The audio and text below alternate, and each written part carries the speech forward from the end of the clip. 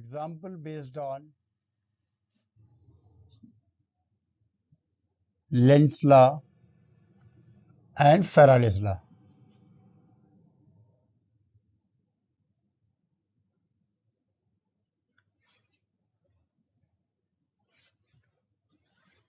This is one of the example.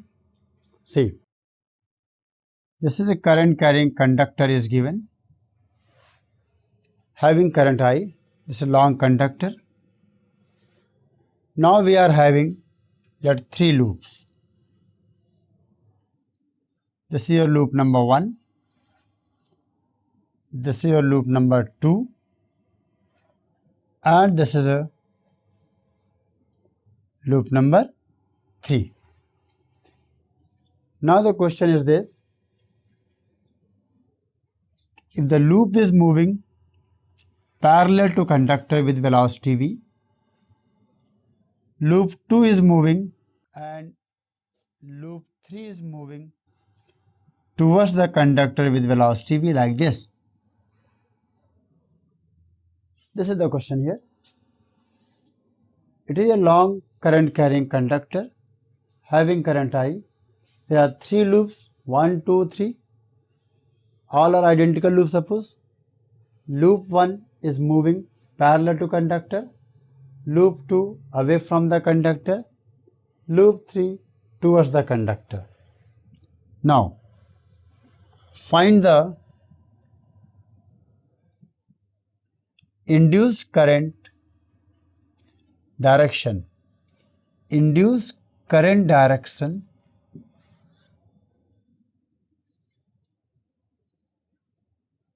on each loop. This is the question here. Very basic question related to your Lenz law. So first of all, we will see that either there is a current or not. So that we can get, the first we have to check it, either there is an induced EMF or not. So induced EMF is developed only when there is change in flux. Now, if I am talking about the first loop is moving parallel to the conductor. So although there is a flux in the loop first, but every point either here, always remain at same distance from the conductor. So whatever flux in the loop 1, that will not change. Even it is moving in this direction because it is moving parallel to conductor. So different part of the loop will be always at same distance from the conductor. So flux through the first loop will remain constant. So first part, the flux through first loop will remain constant, So there is no induced EMF. No induced EMF, so no induced current. So this is the answer of first part or first loop. Second, if I am talking about the second loop, as second loop is moving away from the conductor, so different part of the loop are moving at larger distance as it proceeds. So magnetic field associated with this loop will decrease. If magnetic field will decrease, the flux is decreasing. So in the second we can say flux is decreasing. Flux is decreasing because magnetic field is decreasing.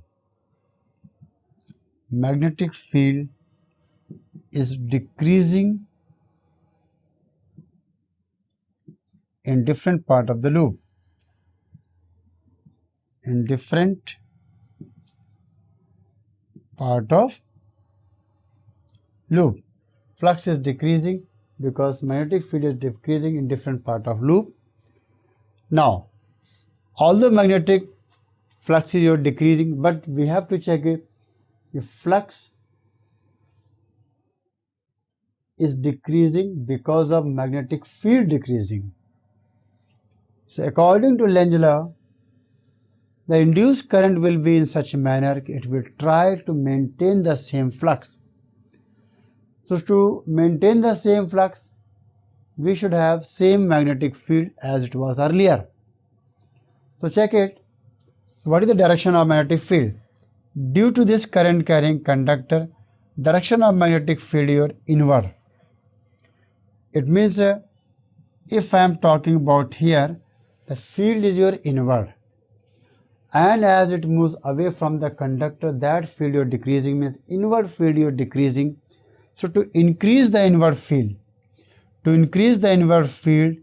what is required? A clockwise current is required. So, the induced current will be clockwise. So, to increase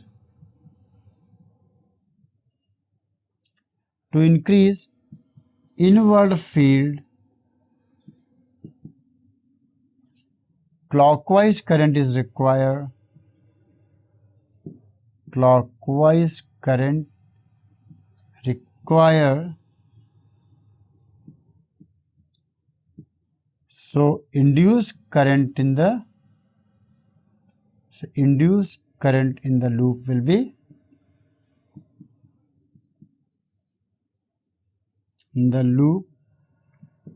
will be clockwise. Similarly, in the third, just opposite case of second, here field is also your inward, but conductor is moving closer, that field increases. So, to decrease that field, the field should be produced by the induced current in your outward direction. So, outward field will be because of anti-clockwise current. So, third, just opposite case of second.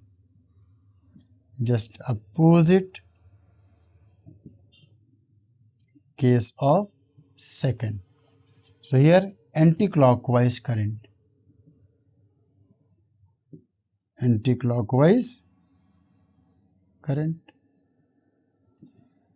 So, this is the one of the example. Now, see another example.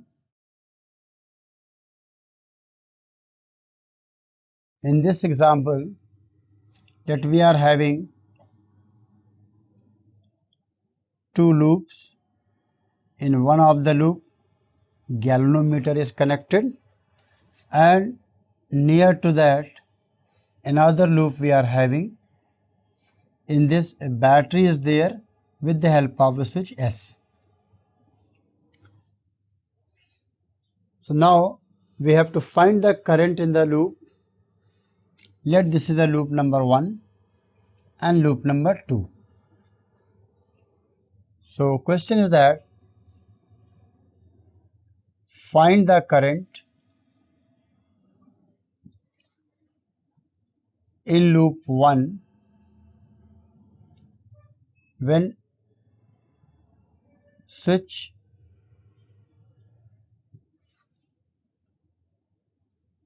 of loop 2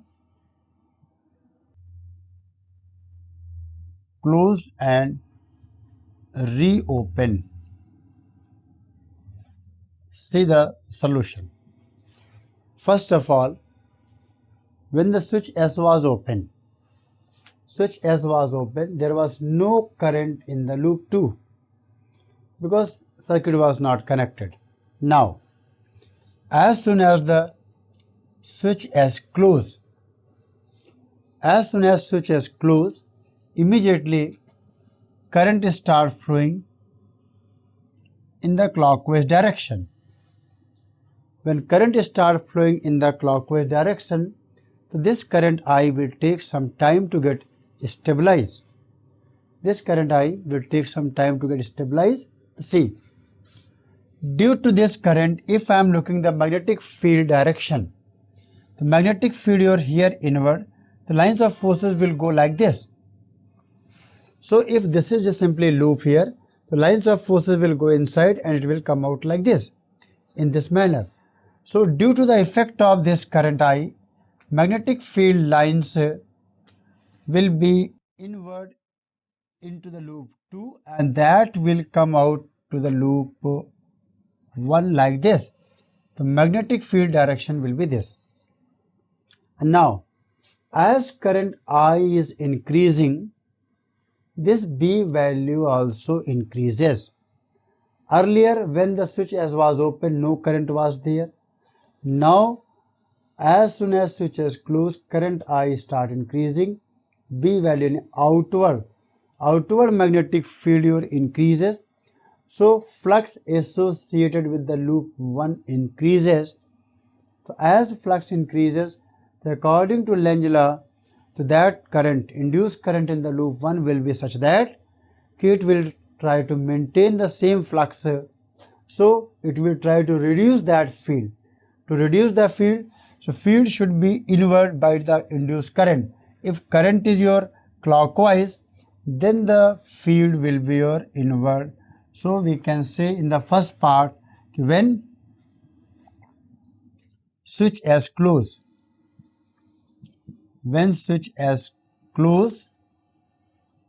at that moment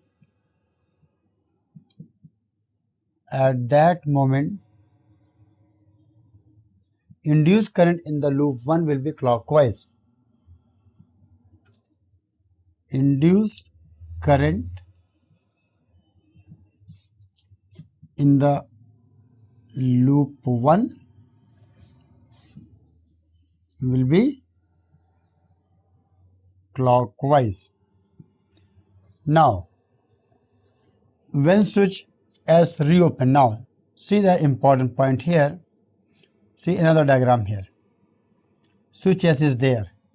Current is I here. And this is loop 2.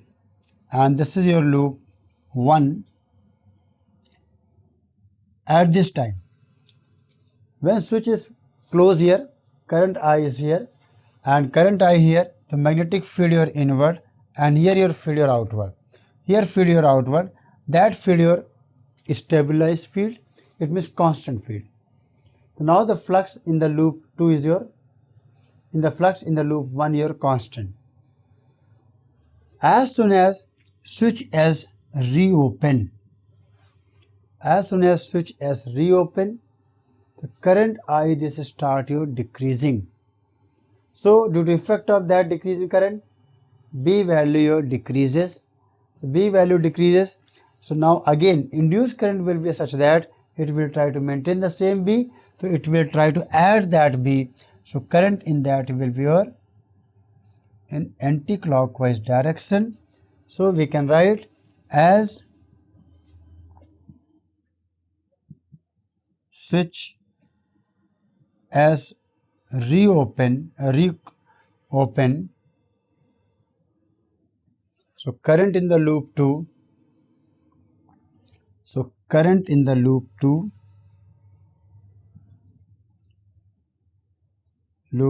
decreases, and that decreases the flux in the loop 1. That decreases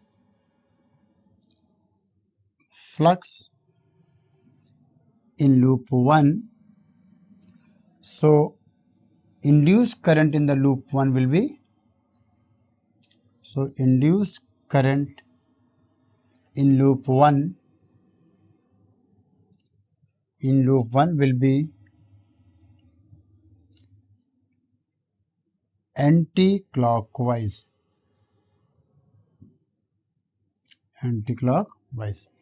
So this is the another example of Lenz law. Now see one another example.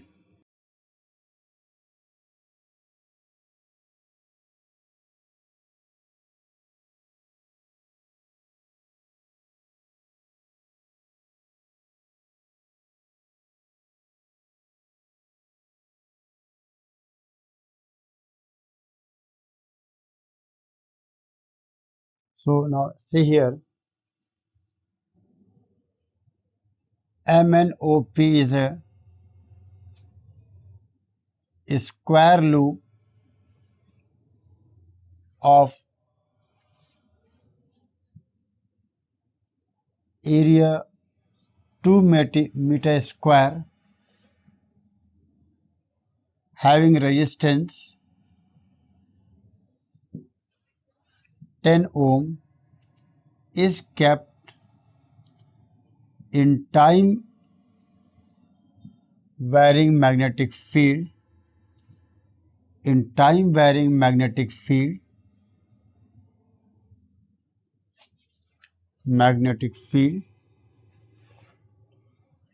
B is equal to 2t square minus 2t plus 1. Find the direction and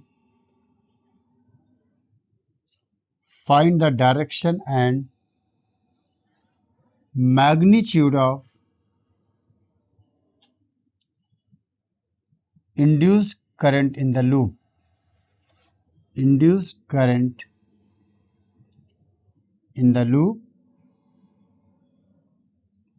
at t is equal to 2 seconds.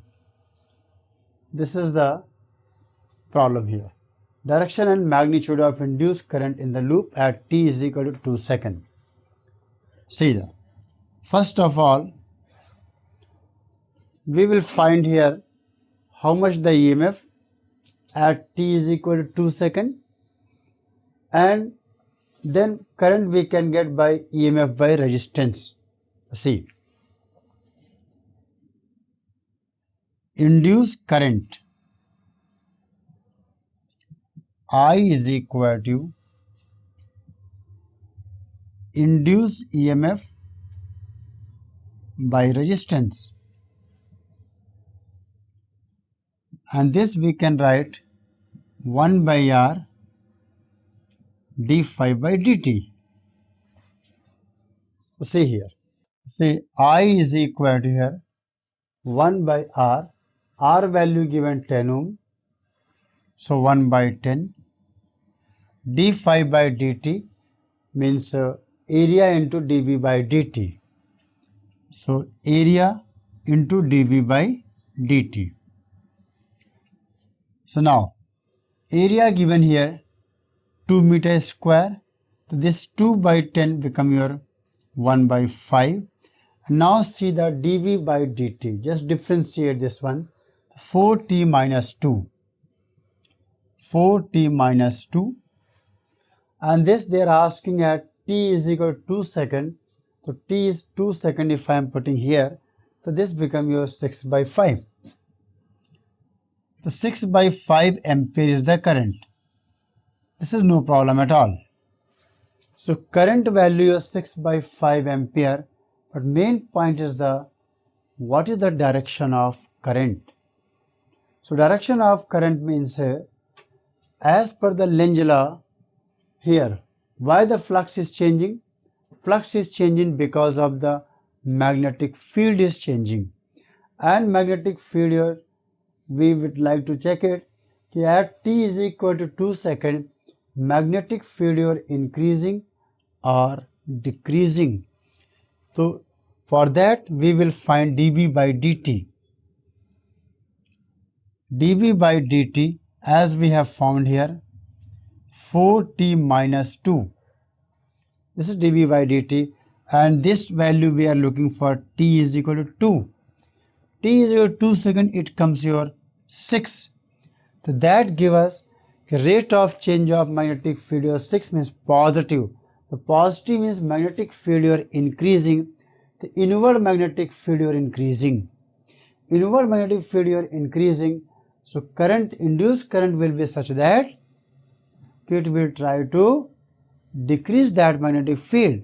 To decrease the magnetic field should be your opposite to that. Opposite means outward direction. For that, current should be your anti-clockwise direction. So this is the direction of current, and magnitude of current your 6 by 5 ampere. So in this manner we can solve the problem based on this.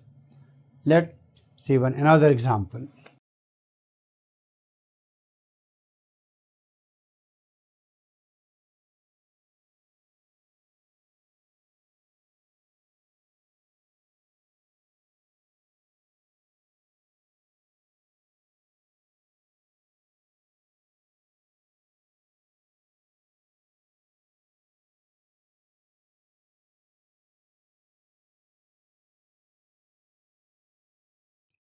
See the example 4.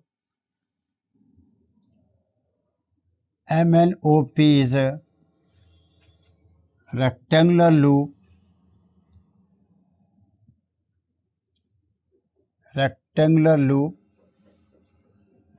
of area 2 meters square is kept in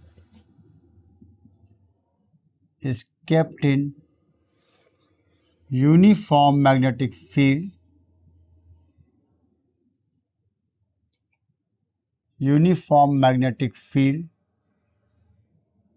2 Tesla directed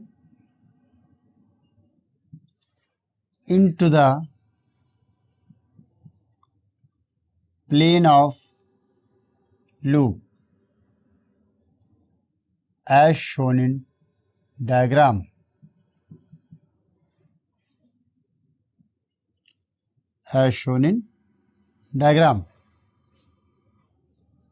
The resistance of loop, if the resistance of loop is 10 ohm, find the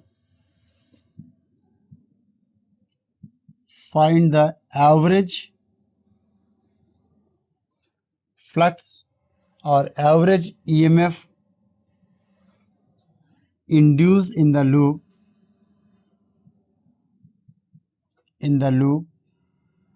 if the loop is rotated by 180 degree about given axis in 0.01 second. This is the question here. Now see the solution. So question is that MNOP is a loop. MNOP is a loop which is kept in uniform magnetic field 2 Tesla. Area is 2 meters square. So now this loop is rotate about this axis by an angle 180 in 0.01 second. So they are asking how much the average EMF develop, as well as they can ask, see one more we can add, as well as find the amount of charge flown in this time. This also can be asked. So anything if they are asking we can calculate. So first thing is that as we know induced EMF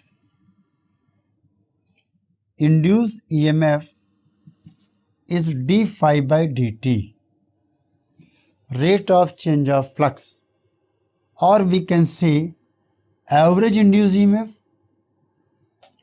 E average is nothing delta phi by delta t, and change in flux per second, that is the average EMF. So see, right now if I am calculating this flux, magnetic field your inward, area vector your outward.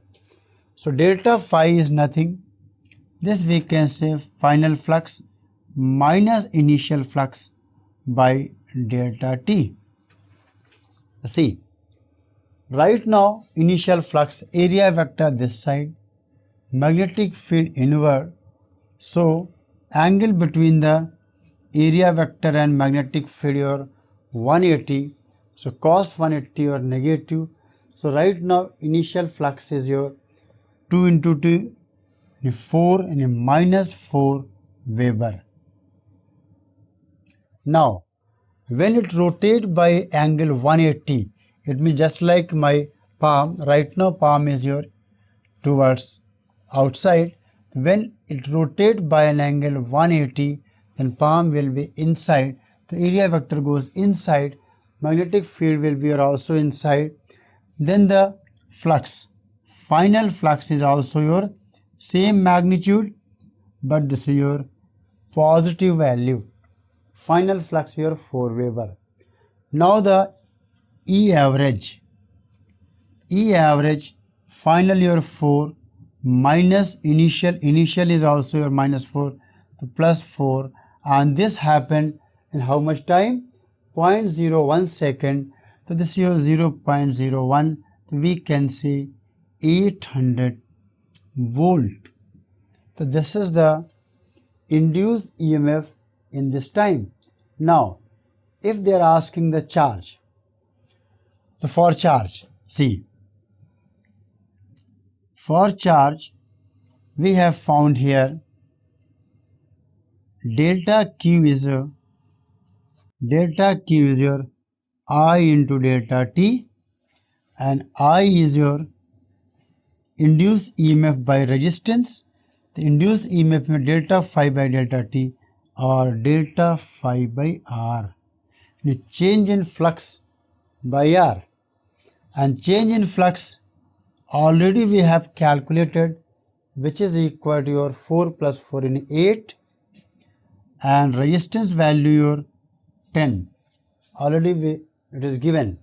So this is your 8 by 10 is 0.8 coulomb.